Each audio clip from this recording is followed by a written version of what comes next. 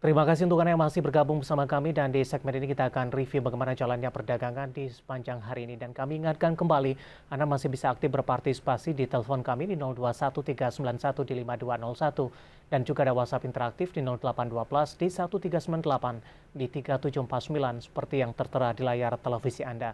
Dan saat ini kami sudah terhubung melalui Zoom bersama dengan Ibu Liza Kamalia Suryanata yang merupakan Head of Research dari NH Korindo Sekuritas Indonesia.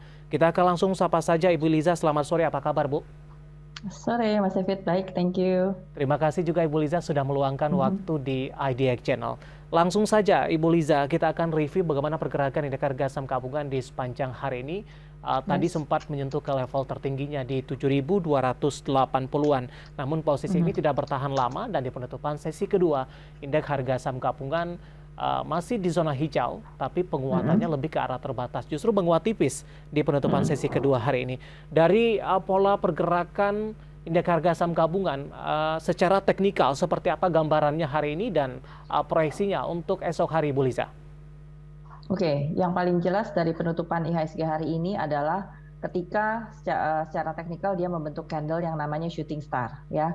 Jadi memang kemarin sudah breakout dari level krusial 7.200 yang selama ini agak alot ditembus, ya. Nah, namun setelah pengumuman kepastian kenaikan BBM subsidi, akhirnya market mendapat kepastian dan ya akhirnya level 7.200 itu bisa ditembus juga. Nah, masalahnya hari ini ketika IHSG berusaha untuk mencapai resisten berikutnya, yaitu di sekitar angka 7260, sayangnya penutupannya ternyata harus dibawa balik ke bawah, dan ini ke candle yang shadow-nya tinggi ke atas itu namanya shooting star. Artinya adalah ketika berada di area resistance, IHSG-nya sudah di awang-awang, itu banyak tekanan jual. Nah, jadi kembali harus di warning kepada para investor atau trader pasar modal Indonesia untuk bahwa kemungkinan konsolidasi atau sideways itu masih ada, ya. Tapi kali ini supportnya sudah lebih tinggi. Jadi ketika kita ditutup di angka 7233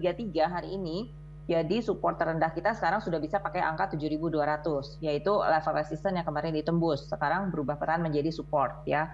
Dan kemudian lebih bawahnya lagi adalah ada dua baris moving average MA10 dan 20. Ini saat ini masih terletak di sekitar harga level 7150.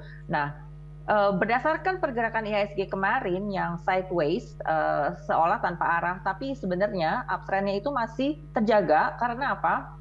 IHSG-nya itu masih bergerak di atas MA10 dan 20. So, kedepannya kalau IHSG juga masih bermain di atas 7150, itu tampaknya fine-fine aja.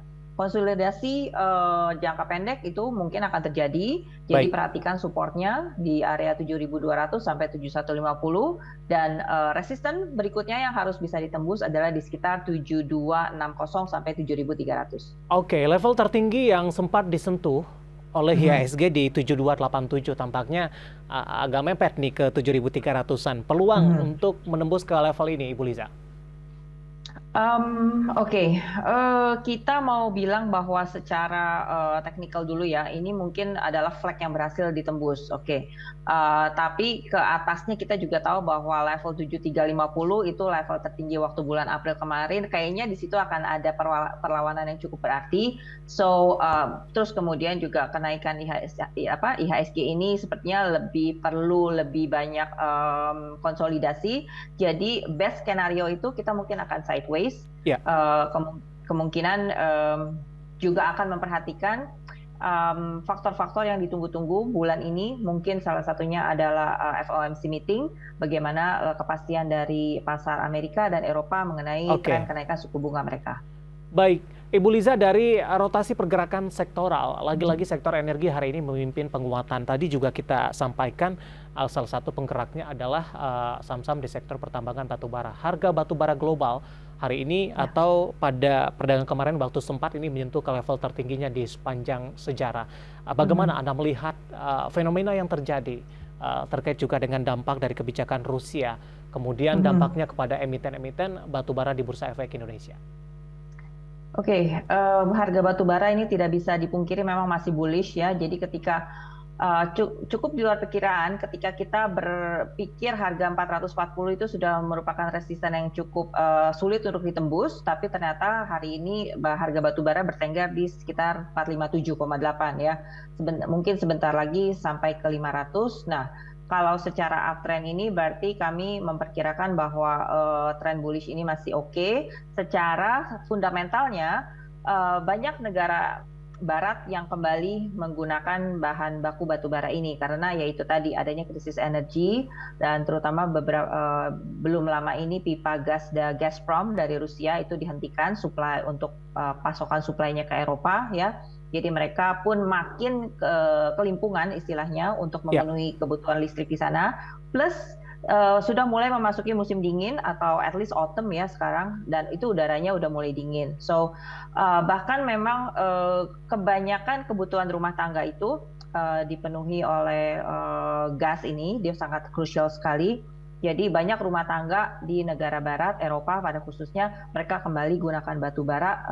Mereka akui memang batu bara itu banyak polusinya, tapi daripada kedinginan, dan negara-negara barat ini juga harus menunda mereka punya kebijakan green energy. Jadi yang tadinya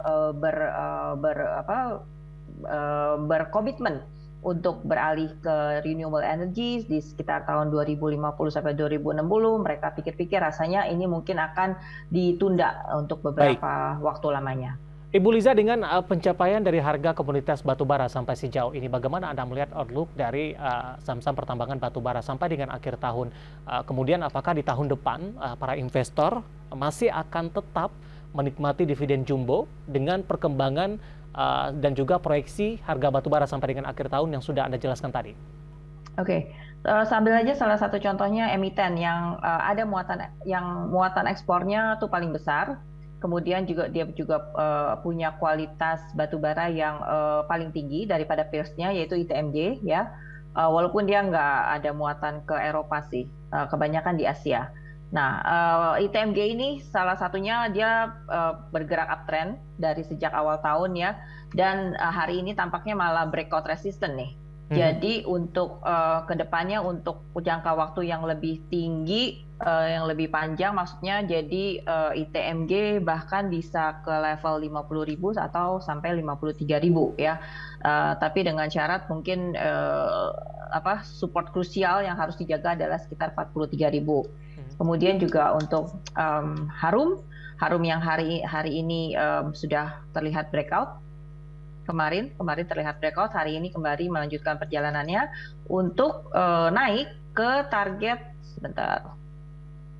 targetnya ada di sekitar angka 2.200-an, sampai 2.250, itu bisa untuk jangka pendek. Dan yang menarik adalah Adaro.